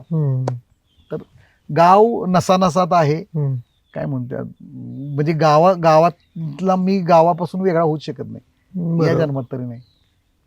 मला गावाबद्दल अभिमान, खूप अभिमान आहे आणि खूप ओढ आहे गावाची मला. त्यामुळेच प्रत्येक कलाकृतीत कुठतरी गाव येते, ते सगळे कॅरेक्टर्स येतात. मला अगदीच म्हणजे तिथं मात्र खात्री लायक बोलेन. म्हणजे मगाशी मी तुम्हाला सांगितलं की तुला की हो असू शकतं, इथं असं नाही आहेच. म्हणजे मी ज्यावेळेला लागिरे दिग्दर्शित करायला आम्ही मला माझ्याकडे दिग्दर्शनाची धुरा आली लागिरीच्या वेळी, त्यावेळेला मी तुझं निरीक्षण केलं, लागिरेचे एपिसोड बघितलेस तर तू बघ की तुला एपिसोड बघताना सुद्धा ना एपिसोड डिरेक्ट केला जातोय किंवा काहीतरी घडवला जातोय, नाट्य घडवलं जातंय असं वाटत नाही. ऑर्गॅनिकली घडतंय असं वाटतंय, ऍक्च्युअल घडतंय असं वाटतंय. बरोबर. ह्याचं कारणच असं आहे की मी लागीर करताना हा विचार केला होता, जर आपण साताऱ्यात निघालोय, आपण खऱ्या गावात शूट करणार आहोत, आपण खऱ्या घरात शूट करणार आहोत, खऱ्या लोकात शूट करणार आहोत, तर आपण खरंच शूट केलं पाहिजे. मग ते खरं शूट करण्यासाठी काय करता येईल, तर तंत्रज्ञ म्हणून खूप अनुभव पाठीशी होता. काय कॅमेरा ट्रीट केला किंवा काय मुवमेंट्स दिल्या तर खरं वाटेल. तर लागिरं जर उचलून तो बघितलंस ना तर तुला एकही ड्रॅमॅटिक शॉट दिसणार नाहीयेत. शकाक वाले कॅमेरे ते नाही का, काय म्हटलीस वाला ते काय दिसणार नाही तुला. अगदी सिम्पल, म्हणजे काही झटका जरी बसला तरी एक शॉक, मॅक्सिमम ट्रॉली चार्ज, हलका ट्राल, तो पण स्लो ट्रॉली चार्ज, झटका नाही. राईट. माझा एडिटर कधीतरी गंमत करायचा, तिथे फास्ट करायचा, मी सांगायचो फास्ट नको, करून टाक, मला फास्ट नको आहे, तू स्लो दे. बॅकग्राऊंड म्युझिकवाला त्याच्यावरती बरं बीजीएम वाला करेक्ट काम करतोय, तू तसं दे. माझा कलाकार जेव्हा एका कलाकाराला दुसऱ्या कलाकाराकडे जायचं आहे किंवा त्याच्यापासून परत बाजूला व्हायचं आहे, तर त्याला काहीतरी वर्क असायचा किंवा त्याला काहीतरी मी बिझनेस दिलेला असायचा. म्हणजे मामी आज्याजवळ गेली, आज्याला काय काय म्हटली आणि आता आम्हाला तिथंच नाही ठेवायची आहे मामीला, तर ती तिच्या हातातून काहीतरी घेऊन गेलेली असायची आणि ते परत ठेवायच्या दृष्टीने यायची. उगाच एक जण कॅमेराजवळ उभा आहे, तो टर्न झाला, हा तिकडे गेला, असल्या ज्या ड्रॅमॅटिक मुवमेंट आपण ज्याला म्हणतो त्या तुला लागिरीमध्ये कुठेही दिसणार नाहीये. लागिर असं मी सोडून देत होतो. हा चल रावल्या, तू कुठे येणार सांग, कसा येणार, रावल्या पळत यायचा, काय केलं असतंस तू, मी आठवायचो, मी माझ्या मित्राकडे पळत आलो, त्याला एक बातमी सांगायला मी काय करत होतो, हा प्रसंग आठवायचो. भले सेम तेजपाल पण तसंच आठवायचा, तसंच लिहायचा.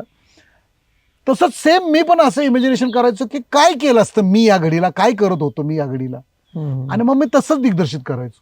बरोबर. मग त्यांना बातमी समजल्या की ते आजा भरती झालाय, मग आजा कुठं तर बसलाय कधी म्हणजे घाबरून नाही का, तर दूरवरून रावल्या पळत येतोय. मग मी ते त्यासाठी प्लेन रस्ता नाही बघायचं, आजाला बसवतानाच अशा ठिकाणी बसवायचं ना की रावल्या येताना 1-2 वेळा तर पडू शकेल. मग रावल्या यायचं त्या आणि पड नाही म्हटलं तरी तो पडायचा 1-2 वेळा, कारण मुवमेंटच तशी असायची. आणि तो कसा तर धडपड त्याच्याजवळ येऊन बसायचा आणि मग सांगायचा तू पास झालास किंवा तुझं सिलेक्शन झालं नाही का. अशा जर गोष्टी तुम्ही लागिरीमध्ये बघितल्या, म्हणून लागिरी लोकांना भावलं. मला वाटतंय ना, तुम्ही सैराट बघितलीत ना तर नागराज मंजुळेंनी तेच केले. सैराट मधल्या मुवमेंट्स बघितल्या तर कुठेही त्या ऑर्गॅनिकच वाटतात, कुठेही त्या आर्टिफिशियल वाटत नाहीत, नॅचरल वाटतात, रॉ वाटतात, आपल्यातल्या वाटतात. ते म्हणून भावलं. बरोबर. ती भाषा असेल, मग लोकेशन्स असतील, ती विहीर असेल, ते पोहणं असेल, ते ट्रॅक्टर चालवणं असेल, बुलेट चालवणं असेल, ह्या गोष्टी एवढ्या ऑर्गॅनिकली दाखवल्या गेल्या त्यामुळे तुम्हाला भावल्या. बरोबर. लक्षात घ्या. सेम मी मला वाटतंय लागिरीमध्येच प्रयोग केला तो, आणि तो यशस्वी झाला. आणि त्या मुवमेंटमुळेच ते गाव तिथं तेजपालच्या लेखणीतून गाव जसं उतरलं तसं माझ्या दिग्दर्शनातून त्यावर गाव उतरलं. बरोबर. आणि म्हणून ते तेवढं लोकांना भावलं असं मला वाटतं.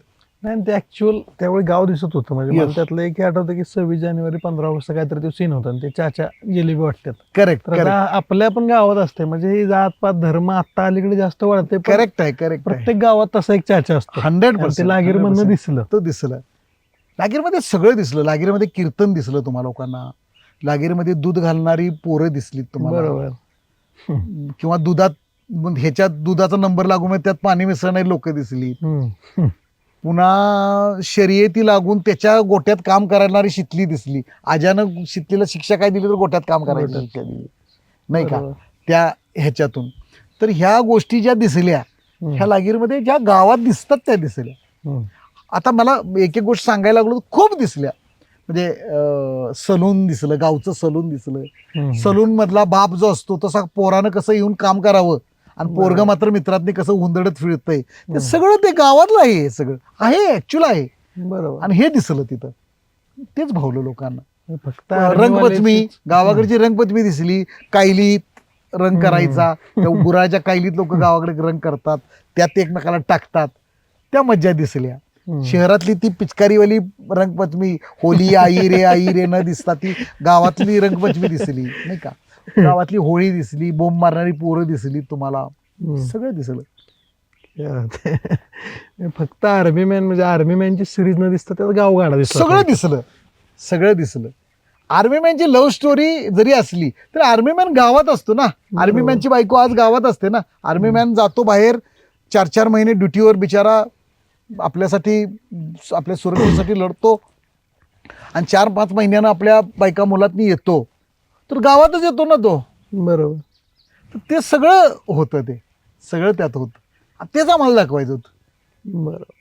कारण आम्ही हे पण सांगतो बरं का की एक महत्वाची गोष्ट आहे की आम्ही त्यामध्ये ट्रेनिंग दाखवलं होतं आर्मीचं.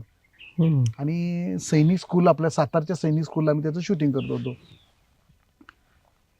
तर प्रॉपर आम्ही बेळगावच्या ट्रेनिंग स्कूलचा स्टडी करून आलेलो होतो.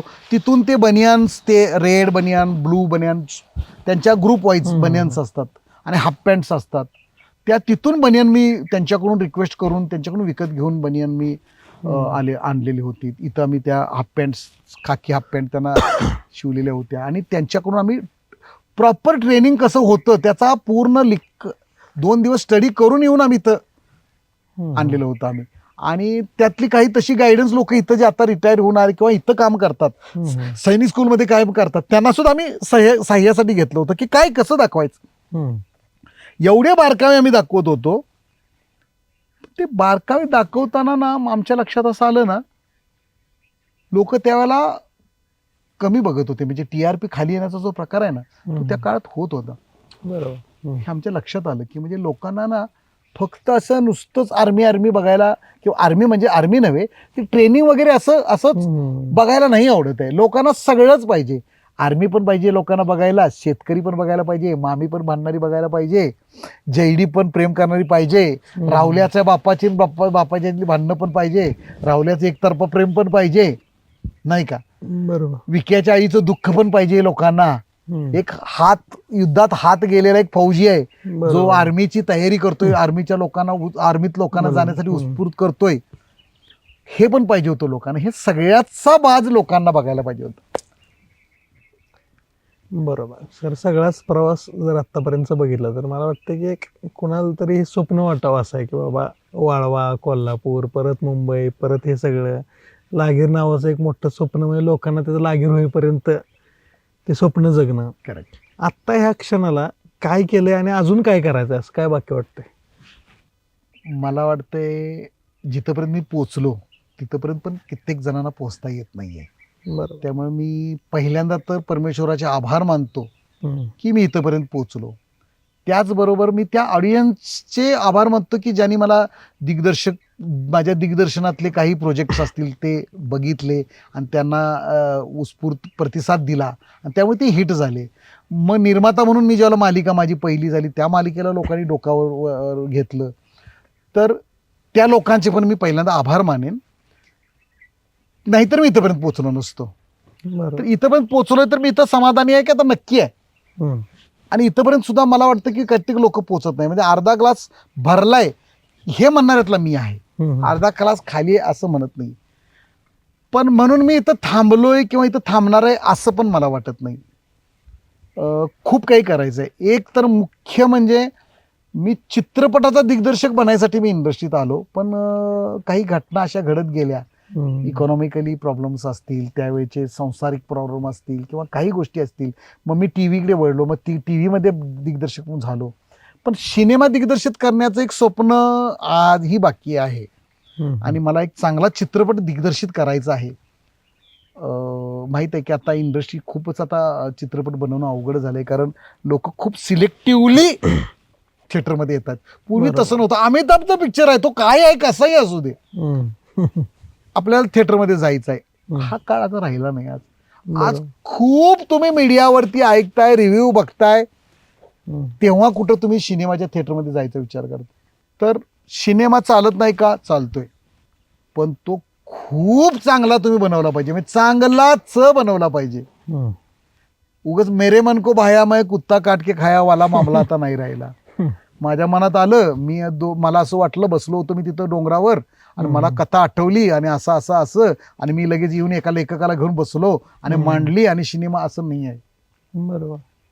तुम्ही 10 वेळा विचार करायचा, 10 अँगलने विचार करायचा, काय केलं तर हा सिनेमा लोकांना आवडेल, लोकांना काय आवडतंय, आजची जनरेशन काय आहे. कारण आता नाही मला वाटत की 45-50 लोक जाऊन थिएटर्समध्ये सिनेमा चालवत आहेत, असं नाही वाटत आहे. यंग जनरेशन सिनेमा चालवते. बरोबर. आज त्यांच्या हातात एवढे ऑप्शन्स आहेत, वेब सिरीज एवढे ऑप्शन्स आहेत, मग त्यांना त्यातून काढून तुम्ही थिएटरमध्ये आणायचं आहे आणि 2.5 तास जे काही 2-2.5 तास बसवायचं आहे आणि बाहेर जाताना तुम्हाला शिव्या श्राप न देता घालवायचं आहे. तर तुम्ही एवढा विचार करून सिनेमा बनवायला पाहिजे. तर त्यामुळं आणि सिनेमाची इकॉनॉमिकली गणितं पण खूप बदललेत. म्हणजे मी ज्यावेळेला इंडस्ट्रीत आलो त्यावेळेला कोल्हापुरात म्हणजे 2.5 लाखात सुद्धा सिनेमा उभा करायचे लोक. म्हणजे ज्याच्याकडे 2 लाख खिशात आहे तो सुद्धा 10 लाखाचा सिनेमा उभा करायचा आणि झालेच सिनेमे उभे तसे. बरोबर. म्हणजे सुरुवात केली, मुहूर्त केला, एक 4 रील केल्या, दाखवल्या शूट करून, कलाकारांना थोडा ॲडव्हान्स दिला, हे केलं ते केलं, लॅबला थोडा ॲडव्हान्स दिला, प्रिंट आणल्या उचलून, कॅमेऱ्याला थोडंसं ॲडव्हान्स दिला, आणलं आणि मग 2 रील शूट केल्या आणि मग कोणाला तरी फायनान्सरला नेऊन दाखवल्या, त्याला आवडलं, चला ते म्हटलं मी तुला पुढच्या सिनेमाला देतो 8 लाख रुपये, चला, आणि सिनेमा निर्माण झाला. झाले तसे सिनेमा निर्माण. आत्ता नाही तो ते. बरोबर. आता तुम्ही असा सिनेमा निर्माण करून थिएटरमध्ये लावणंच अवघड आहे, लागणंच अवघड आहे. त्यामुळे आता सिनेमा बनवताना तुम्ही करोडोची गणितं घालून तुम्हाला सिनेमा बनवायला पाहिजे. बरोबर. कमर्शियल गणितं घालून तुम्हाला सिनेमा बनवला पाहिजे. कारण जर सिनेमा फ्लॉप झाला तर आज 1 रुपयाही घरी येत नाही तुमच्या निर्मात्याच्या. तुम्ही बघताय हिंदीमध्ये 10 वर्ष 15 वर्षापूर्वीचा काळ बघा, तुम्हाला सुभाष घई एकच निर्माता दिसायचा, यश चोप्रा एकच निर्माते दिसायचे, करण म्हणजे यश जोहर एकच निर्माता दिसायचे. आता तुम्ही सिनेमा लावा, 25 निर्मात्यांची नावं, 25 प्रोडक्शनची लोगो ढप ठोप येतोय. त्यावेळेला एकच यायचं, मुक्ता आर्ट्स, RK असं यायचं. म्हणजे त्यावेळेला एक निर्माता एक सिनेमा बनवू शकायचा. आता हिंदीमध्ये एक सिनेमा एक निर्माता बनवू शकत नाही. बरोबर. कारण 100 कोटी, 150 कोटी, 200 कोटी, बोलायला खूप सोपं आहे कोटी. आपण ₹1 ₹1000 मिळवताना काय होतं आपल्याला माहिती आहे मार्केटमध्ये. बरोबर. अशा वेळी एखादा सिनेमा आपण एखाद्याला, कोणीतरी समजून चला मी पैसे लावले, माझ्याकडे नाही आहेत पैसे, मी कोणाला तर लावायला सांगणार आहे, तर किमान या त्याला लावले तर पैसे परत गेले पाहिजेत. बरोबर. एवढा तर सिनेमा आपला हिट झाला पाहिजे. ह्या उद्देशानं, म्हणजे हा उद्देश ठेवला पाहिजे. शेवटी काय आहे, आपली जी इंडस्ट्री आहे ती काय आहे, जुगार आहे म्हणतो त्याला, हे मान्य आहे. आणि मग तो खेळल्याशिवाय पण होत नाही. काय हे जरी किती जरी बोलताना जरी गोड वाटत असलं तर प्रॅक्टिकल विचार करताना माझ्यासारखा तर एखादा माणूस प्रॅक्टिकल विचार करेल. कोणाला तरी खड्ड्यामध्ये घालणं हे काय आजच्या तारखेत योग्य नाही असं मला तरी वाटतं. म्हणून सिनेमा मी नक्की करेन, दिग्दर्शित करायची इच्छा आहे. पण मला असं वाटतं की जोपर्यंत मला असं खात्री होत नाही की हा चित्रपट घेऊन मी आज उतरलो तर मला नक्की यश मिळेल, तोपर्यंत नाही. तसं थोडंसं काम करतोय, पण बघूया कधी यश येते. आम्हाला वाटतंय ते माझं ॲम्बिशन असेल. किंवा मध्यंतरी मी मराठी सिरियल बरोबर एक हिंदी मालिका पण मी निर्मिती केली होती, कह दो तुम्ही नावाची. तर ती दुर्दैवानं TRP न मिळाल्यामुळे लवकर बंद झाली. पण मला हिंदी मालिकामधून सुद्धा, आम्हाला वज्र प्रोडक्शनला आमच्या हिंदी मालिकामधून सुद्धा काम करायचं आहे. मी निर्माता म्हणून वज्र प्रोडक्शनसाठीच काम करतोय आणि वज्र प्रोडक्शनसाठीच काम करेन. दिग्दर्शक म्हणून कुठंतरी इतर काम करेन ही कदाचित, पण निर्माता म्हणून मी फक्त आणि फक्त वज्र प्रोडक्शनसाठीच काम करेन. मी आणि श्वेता शिंदे आम्ही दोघे पार्टनर आहोत. आम्ही दोघं मिळून वज्र प्रोडक्शनची गाडी जोपर्यंत आम्ही आहोत तोपर्यंत आम्ही घेऊन पुढे जाऊ असं विश्वास वाटतो. तुमचा सिनेमा सर लवकरच व्हावा. अजून एक महत्वाची गोष्ट की आपण जे प्रत्येक आपल्या पॉडकास्टला गेस्ट येतात त्यांना एक प्रश्न विचारतो की आपल्या आयुष्यात असा एक माणूस असतो. तुम्ही वज्र चालवत असताना श्वेता मॅडम आहेत बरोबर, पण बऱ्याचदा असं होतं की आपण समोरासमोर असताना त्या माणसाला ती गोष्ट नाही बोलू शकत. तर आज ही संधी आहे की बाबा मॅडमसाठी काय संदेश द्याल की समोरासमोर ते कधीच नाही बोलता आलं. मला वाटतंय श्वेता मॅडमसाठी माझं हेच एकच वाक्य असेल की ज्या दिवशी मी तुम्हाला हा प्रस्ताव मांडला आणि पहिल्या 1-2 मिनिटात तुम्ही नाही म्हणत, 5व्या मिनिटात ज्या दिवशी होय म्हणलात, ते जर तुम्ही होय म्हटला नसतात तर कदाचित आज मी इथं बसलो नसतो, ना लागिरं झालं असतं, ना मी एवढ्या कॉन्फिडेंटली आज सिनेमाच्या गोष्टी केल्या असत्या. मी दिग्दर्शक होतोच, दिग्दर्शन करत राहिलो असतो जरी भाग वेगळा असला तरी ज्या उंचीवर त्यानंतर मी पोचलो तिथे पोचलो नसतो. त्यामुळे याचं सर्व श्रेय फक्त आणि फक्त श्वेता शिंदेला जातं. क्या बात आहे.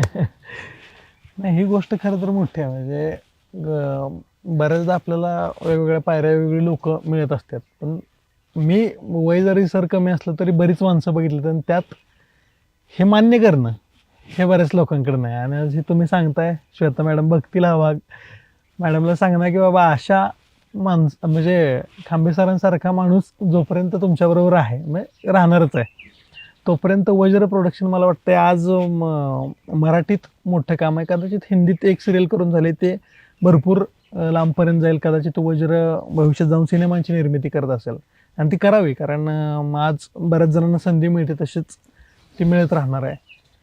वज्र खूप मोठं व्हावं आणि इतकं मोठं व्हावं की जिल्ह्यातल्याच काय महाराष्ट्रातल्या कुठल्याही, जसा तुमचा प्रवास होता, कुणालाही इच्छा झाली तर तिथपर्यंत ते पोहोचावं आणि मग सगळ्यांना एक काम करायसाठी हक्काचं व्यासपीठ असावं. वज्र इतकं मोठं व्हावं या सदिच्छा. आणि सर तुम्ही आलात म्हणजे एकदम इन्स्टंट लेवलला मी नितीन सरांना सांगितलं की म्हटलं खांबे सरांबरोबर आपल्याला पॉडकास्ट करायचे आहे. आणि मग मला वाटतं की आपला फोनही झाला नाही, त्यांच्याच गोष्टी झालं सगळं आणि तुम्ही आलात त्यासाठी तुमचे खूप खूप आभार. आणि बाताळवाडीतर्फे तुमचे आभार की तुम्ही आमच्या विनंतीला मान देऊन आलात. आणि एक शेवटचा प्रश्न की बाबा आपण पॉडकास्टचा जसं तुम्ही लागीरच्या माध्यमातून पॉडकास्टचा फॉर्मॅट सिरियलचा फॉर्मॅट ब्रेक केला करेक्ट तसा आम्ही पॉडकास्टचा फॉर्मॅट ब्रेक केला की स्टुडिओत बसून ते लोकांना कुठेतरी हे झालं करेक्ट म्हणून आपण आलो निसर्गात आपली Correct. थीम आहे की निसर्गातली माणसं निसर्गात तर त्याबद्दल काय वाटतंय करेक्ट खूपच छान वाटतंय कारण काय आहे, मला असं वाटत नाही की मी मुलाखत देतोय किंवा काय माझा इंटरव्ह्यू चाललाय. मला असं वाटतं आपण मस्त तिकडे पिकनिकला आलोय आणि एका झाडाखाली बसून आपलं मस्त दुपारी जेवण वगैरे झालं असेल किंवा जेवण चालू आहे आणि आपण गप्पा मारत बसलोय आणि मग मी माझे आठवणी सांगतोय तू मला तुझ्या आठवणी विचारतोय असा फील आहे. आणि मला वाटतं हेच यश आहे. मला वाटतं ते तुम्ही वेगळा निर्णय घेतलाय त्याचं हे यश आहे. कदाचित ना स्टुडिओमध्ये कदाचित मी हे जे बोलत होतो हे कदाचित ते ऑर्गॅनिकली आलं नसतं तेवढं इथं ऑर्गॅनिकली आलं. कारण कित्येक जणांना त्या सवयी नसतात त्या आणि मग तेच ते बघून ना तो वाटत नाहीये. मी आता माझ्या समोरनं कुठंतरी वाहन जात आहे तिकडे पाठीमागे ती पक्षी उडतायत ते मग त्यामुळे मला असं वाटतं ना की माझा इंटरव्ह्यू चाललाय किंवा माझी मुलाखत कोणतरी घेत आहे. तर मला वाटतं ही जी तुम्ही कल्पना आणल्या किंवा ही जी काही तुमची सिस्टम तुम्ही बांधली आहे ही सुंदर आहे आणि ही पुढं राबवावी अशीच आणि अनेक नवीन नवीन ठिकाणं एक्सपोज करावीत जेणेकरून लोकांच्यापर्यंत ती ठिकाणं पण पोचतील. बरोबर. तर जसं तू म्हटलास की मी इथं आलो किंवा मला नितीनने बोलवलं तसं मला पण तुमचे आभार मानायचे की तुम्ही मला चॅनलच्या ह्याच्या मुलाखतीसाठी बोलवलं. नितीन असेल तू असतील ऋषी असेल तर मला तुमचे पण आभार आणि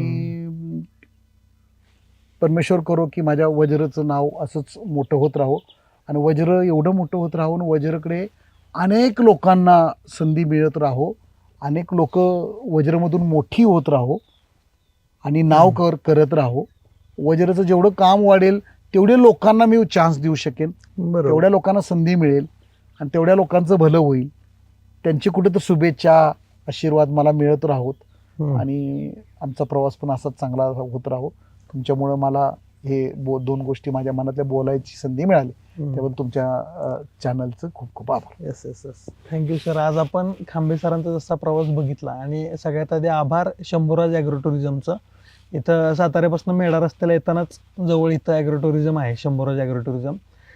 अवश्य आहे इथं पूर्ण म्हणजे सकाळी आल्यापासून मला वाटतं की ही सगळ्यात जास्त चाललेली पॉडकास्ट आहे आणि कदाचित ह्या ठिकाणाचं त्यात मोठं योगदान आहे. कारण इथं बसल्यानंतर किती गप्पा मारतोय आपण कुठल्या आठवणीत जातोय हेच खरं तर कळत नव्हतं. म्हणजे साधारणतः मला वाटतं 2-2.5 तासाकडं हा वेळ गेलेला आहे.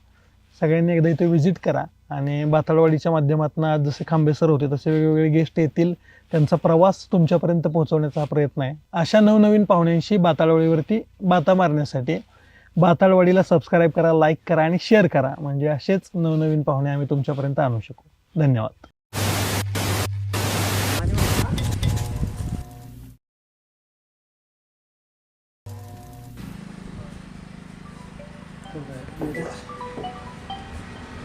एवढा मोठा वरात पिसाऱ्या सहित रे असा हातात दाणे खायचं रे आमच्या खांब्याचा मोर आहे. दिवसा यायचं म्हणजे सकाळी यायचं नाश्त्याला पुढे जरा फिरायचं हे जंगलात इकडं गप्पा मारायचे. खाने की वही दात है और दिखाने की भी वही दात है. मला थोडस इथलं सांग नाही ती सारखी ती चेन दिसायला लागली तर ते परत ते सोनेरी मॅन वाटायला नको दुसरं.